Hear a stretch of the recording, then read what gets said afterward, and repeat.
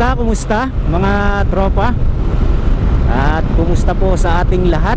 Na namang maganda at mapagpalang araw po sa ating lahat. Today is Saturday, April 7, 2022. Ang oras po natin ay 8:21 ng umaga. Iyan TV nagbabalik. So ngayon na lang tayo nakapag-upload ng ganitong video at nakabisita dito sa aking YouTube channel dahil naging busy tayo nitong mga nakaraang buwan. So as usual ay solo ride pa rin tayo. Kailan kaya tayo magkakaroon ng OBR? Ay nako. So actually may kasama sana ako na magbabiyahe ngayon, kaso ay nag-message sa akin kahapon at hindi daw siya pwede dahil busy siya. So syempre sanay naman tayong mag-isa, na kahit mag-isa tayo ay sisige sa mga ganitong biyahe. So for today's vlog ay pupunta po tayo ng Western Pangasinan. So pupuntahan po natin yung mga magagandang tanawin at mga beaches dito sa Western Pangasinan. At update na rin sa kung ano yung requirements sa checkpoint. So samahan nyo ako sa aking biyahe at isa na namang magandang tanawin ng ating papasyalan dito sa Western Pangasinan. So kaya ako ginawa itong video na to ay para magkaroon tayo ng memorabilia dito sa lugar na to. So dati kasi way back 2011 ay na-assign ako dito sa Pangasinan, diyan sa may Alaminos. So hindi pa kasi uso yung ganito, yung may video. Then ang cellphone pa noon is hindi pa ganong mga upgraded na katulad ngayon. Kaya yung mga lugar na magagandang napuntahan ko doon is hindi tayo nagkaroon ng remembrance na napuntahan natin yon. So kaya naisip ko na dito magpunta ay para balikan yung mga magagandang tanawin na napasyalan doon. Kaya samahan nyo po ako sa aking biyahe at puntahan ng mga magagandang tanawin yan sa Western Pangasinan. Alright, may aksidente dito na naman. So ride safe po sa ating lahat. Lagi na lang tayong nakakakita ng aksidente. Diyos ko, patawarin. Yan. Sumemplang yata yung motor. Malas namang pangitain ito. Malayo pa naman ang babayihin natin, paikot pa ng Zambales. Kaya dahan-dahan na lang siguro. So una natin pupuntahan dyan sa Western Pangasinan ay yung Daang Kalikasan. So titingnan natin kung pwede na bang pumasok, o kung sakaling hindi ay meron pa naman tayong option na papasyalan dyan yung Daang Katutubo na nagdudugtong sa Daang Kalikasan. So sabi nila ay maganda daw doon at parang Daang Kalikasan, pero iba pa rin yung view ng Daang Kalikasan dahil sobrang taas ng kalsada doon. Alright, so dito na tayo sa bayan ng Victoria. Shout out po sa lahat ng mga tiga Victoria. So kumusta po kayo? So ang ganda ng nila rito, ng munisipyo. Parang sinauna yung ng Kastila. Manila, Baguio.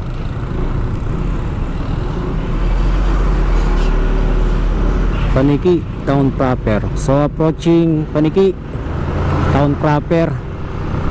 So nandito na tayo dito sa bayan ng Paniki. So medyo traffic ngayon dito dahil araw ng Sabado. So shoutout nga pala sa mga tiga Paniki, Tarlac. So hanap muna ako ng ng kainan. Medyo nagugutom na ako. Hindi ako kumain ng umagahan sa bahay. Hanap tayo dito ng street foods. So meron ako kinakainan dito, yung masarap na pares. So street foods lang dito yon, pero masarap. Talagang purong baka. Pares ng mga tiga Paniki, Tarlac. Sana bukas pa kasi mga maga lang yun maga. Tapos parang alas 10 lang yata. Ayun, may sumasayaw pa si Lenny. Kay Lenny tayo. Okay, malapit na pala ang eleksyon, sa Monday na pala. Kaya may mga ganyan silang mga pakulo. Ayun, dami nila. So parang solid Lenny yata dito sa Paniki. Oy, banking. Oy. Bili ko ka pala, hindi ka naman nag-signal light. Wala na yata. Ayan mga street foods. So wala na yung pares. 7-Eleven. Dito yun meron pa siguro. Ayun, meron pa. So kain muna ako para dire-diretso na ang biyahe. Ayan sarap yan. Hihigabing ka sa sarap. Paris kaya yan.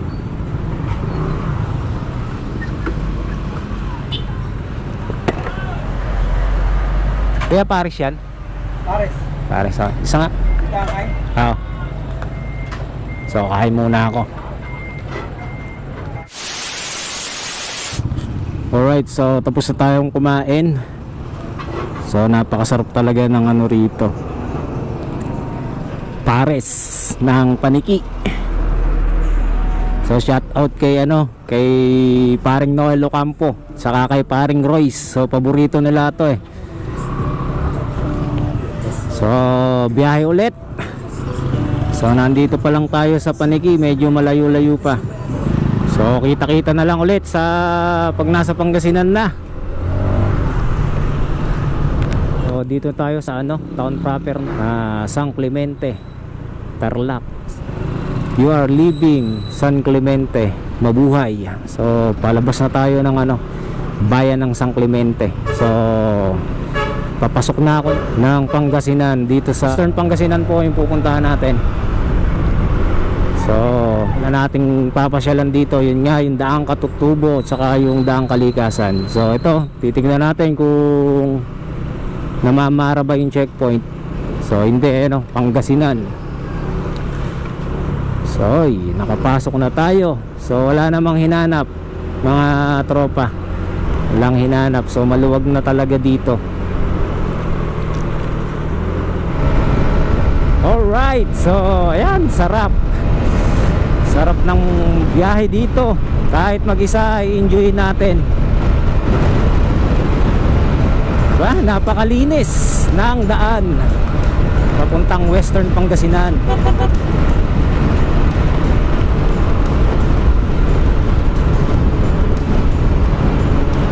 Kaya lang syempre, ng ganito kalinis, so maging defensive pa rin tayo sa pagdadrive natin. Mahirap na maaksidente yung magpapagamot ka ng aabutin ng buwan. So mas okay sana kung ganun lang mangyayari. Kung malagay ka na sa tahimik, hindi wala na, hindi mo na may enjoy yung ganda ng ng mga tanawin dito o sa ibang lugar pa. So kaya ride safe lang tayo mga tropa. 80-90 okay na yun, o 80-70 okay na yung mga ganun takbuhan. So hindi naman tayo nangangarera. So ini-enjoy lang natin yung paglilibot natin. So sa paglilibot natin ay kailangan na-enjoy natin. Sabi ko nga sa kanila, sabi nung makakasama ko sana, wala daw siyang panggas. So 300 lang ako balikan. So yung pera naman na ibabalik yan, pero yung panahon at oras at nagkaroon ka ng saya at alaala sa lugar na yon ay hindi mo na maibabalik, ika nga. Kaya habang bata tayo, enjoyin lang natin kahit maraming dumarating na problema sa atin, ay wag na nating indahin. So pag ininda mo yan, talagang may stress ka. Yung iba nagpapakamatay pa nga, di ba? So yung mga tropa natin dyan, yung isa napakatapang pero winakasan lang niya yung buhay niya. So pag may problema ka, kung saan ang hilig mo, enjoy mo, huwag kang iinom. Dahil yung alak, ano yan, lasing lang, ganun. Kinabukasan ganun naman, hindi ka nag-enjoy, di ba? Hindi ka tulad yung ganito, may problema ka, kahit ikaw lang mag-isa, mag-rides ka. Kasi yun yung hilig mo eh. Mag-rides ka mag-isa, pasyalan mo yung gusto mong pasyalan. So, di ba, nakaka-relax sa pag-iisip yun. So malilibot ka pa sa magagandang tanawin. Bilis malobat nung GoPro ko, so china-charge ko. Iba, advantage pa rin talaga yung ano, may CP holder na may charger. So kapag nalobat ka, eto, pagdala ka, yung pinaka ano is pwede kang mag-charge kahit nagda-drive ka. Tsaka mabilis, parang fast charger lang din. Approaching mga Tarem. So nandito na tayo sa town proper ng mga Tarem. So time check tayo. Oras na ba? 9:59. So mga isang oras lang natin kinuha mula Saragossa, Nueva Ecija. Isang oras. Dire-diretso, kumain lang ako ng konti tapos biyahe na. Ayan, ito yung plaza nila, oh. Ay Heart, mga Tarem. Ayan. So dito sa gabi maganda dyan eh. May mga fountain. Ayan, luwang. Alright, so dito na tayo sa Barangay Umangan. So tatry natin kung pwede na ba talagang pumasok dito sa Daang Kalikasan. So dito, Daang Kalikasan is mga Tarem, Pangasinan. So ayun, kitang kita nyo yung kalsada sa ibabaw ng bundok. Ayan, patawid yan, diretso ng ano, Zambales, Santa Cruz. So napakataas niyan. Mga kainan na rin dito, ayan, oh. Mga kainan, abot kamay na natin, napakaganda. Nasa ano, so medyo makulimlim, maglan tayong aabutan ng ulan. So wala tayong baon na kapote. Mahirap pag nakaabutan ka ng ulan dyan sa bundok na yan, alang silungan. So malalaman natin mga tropa kung pwede pumasok diyan sa may Daang Kalikasan. So ayan, natatanaw ko na yung checkpoint. Napakaganda nung ano, tanawin dito. Medyo ano na, maganda na yung bundok dito, hindi na kalbo.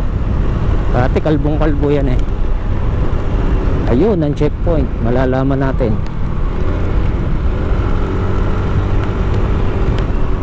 Alright, sarado nga, may pulis, may mga pulis dito. Alright, sarado pa.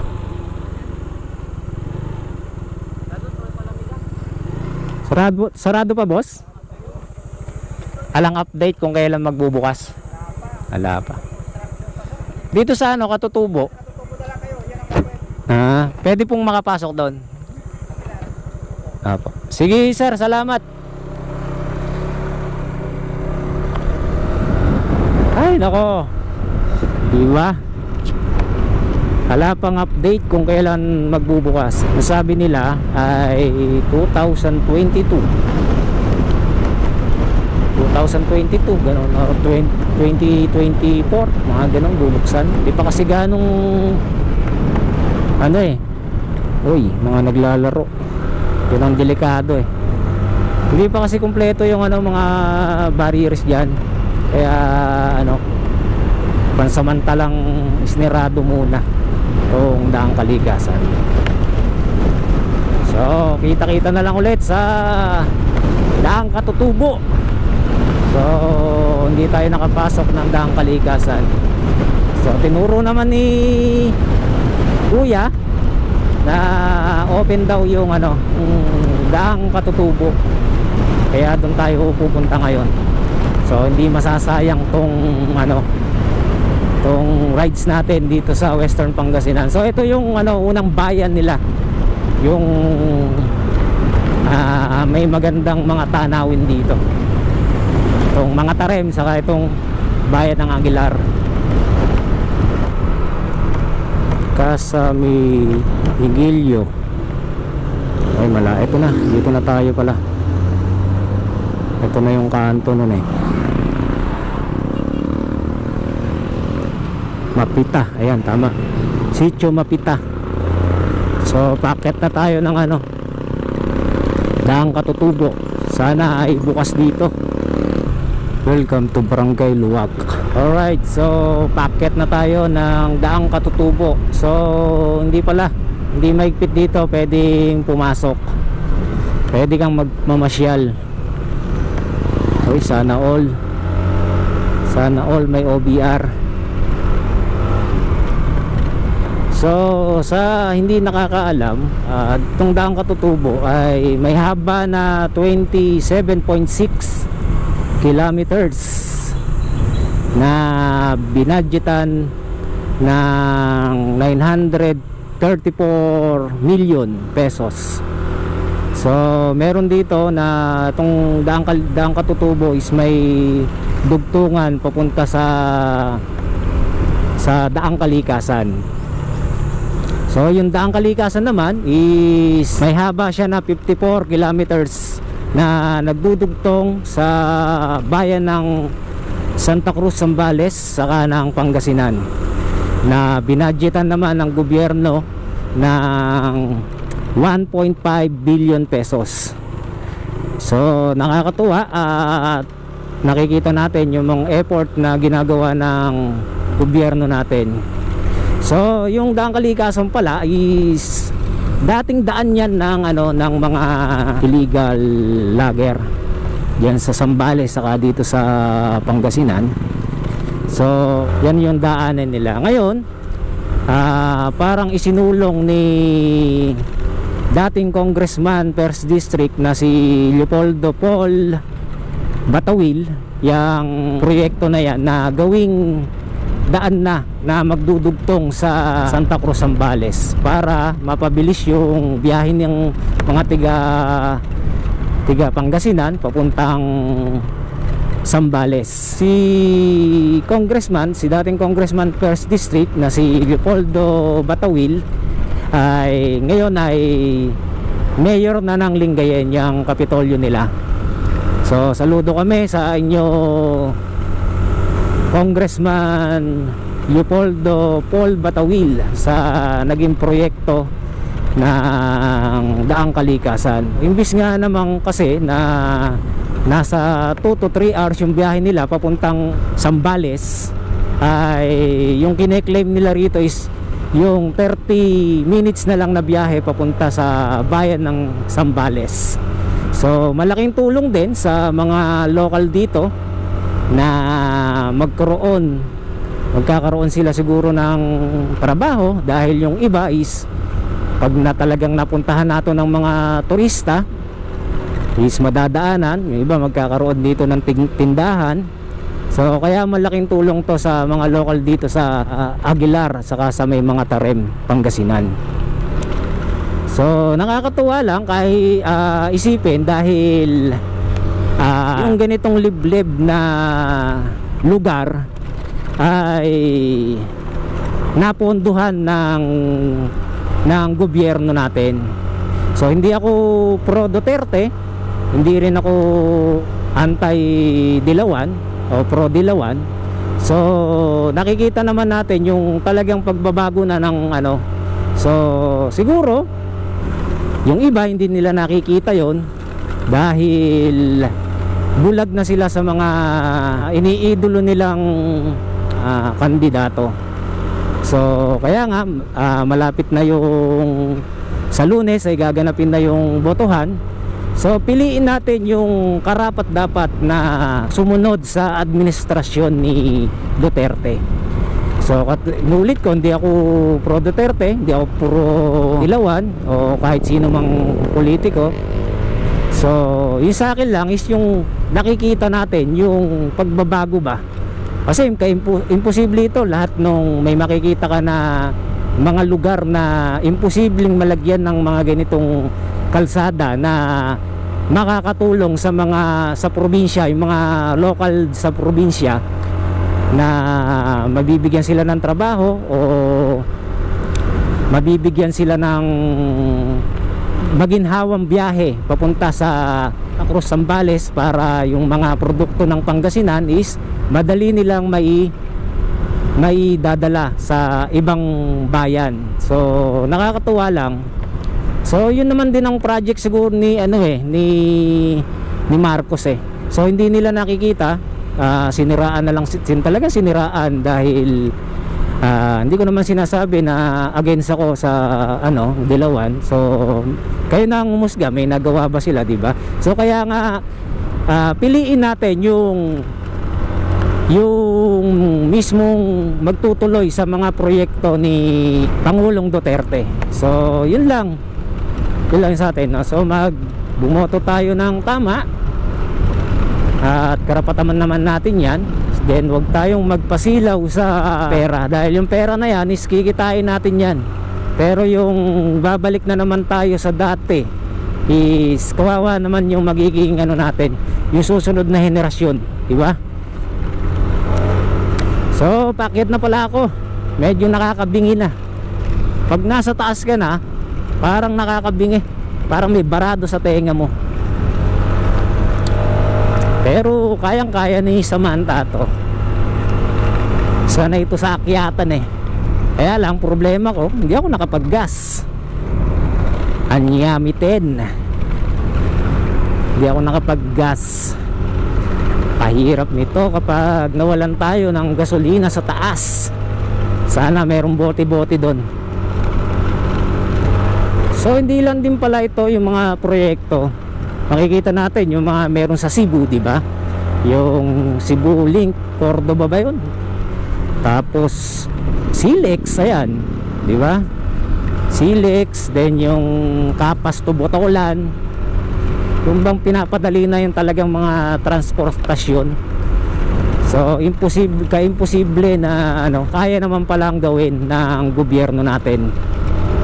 Kaya lang hindi pa ganong pinapadaanan dahil maraming na-aksidente, lalong-lalo na sa daang kalikasan. So mga na-aksidente doon is yung mga bikers na nag-overshoot pa nahuhulog sa pinakamalalim na bangin. So napakataas kasi ng ng daang kalikasan, tapos pinasok na kaagad ng mga turista, wala pang mga barrier na ganyan. Kaya kapag nag-overshoot siya, diretso talaga sa bangin, bulok ka na bago ka kuhanin dahil napakalalim. So ayun dito tayo, tingnan natin to. Ayun tanaw na dito pa lang ako, wala pa ako sa view deck, tanaw ko na yung yung bayan ng ng Aguilar dito. Ayan kung nakikita nyo. Ayan. So itong bundok dito is kalbo rin, mga kalbo, pero may mga natanim naman na ng mga mga wala naman daan pala, may mga natanim naman ng mga puno na parang may mga nagbo-volunteer dyan na mga local ng mga tiga dito sa Aguilar, tsaka yung sa pangunguna ng LGU ng Pangasinan. So malaking tulong yon, ginagawa na yon para sa kalikasan natin. So saludo po ako sa inyo, yung mga tiga LGU Aguilar. So sa lahat ng lahat ng LGU ng Pangasinan. So pinapangalagaan nila. So binabalik nila yung dating ganda ng kabundukan dito dahil nga nasira ng mga dating mga illegal loggers dito. So okay naman tong panahon, medyo kumukuloy kulimlim. Huwag lang tayong abutan ng ulan. Talagang wala tayong sisilungan dito. Ayun parang Chocolate Hills.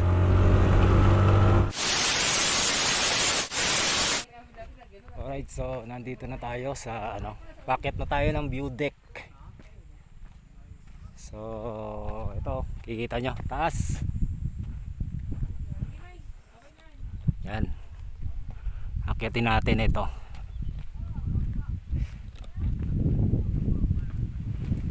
So kahit may tirik yung araw dito, napakalamig pa rin.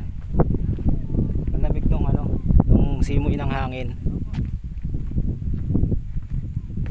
Ano?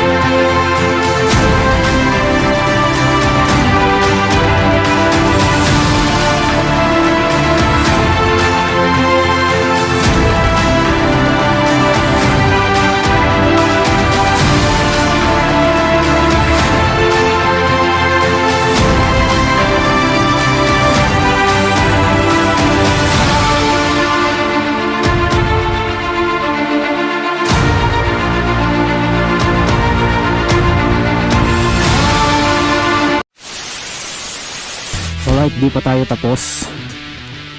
So tatry natin makapasok sa Daang Kalikasan. Yan na, sariling sikap.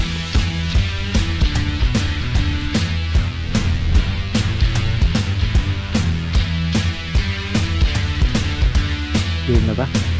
Ayan na. Nabigyo yata. Ayun, 6.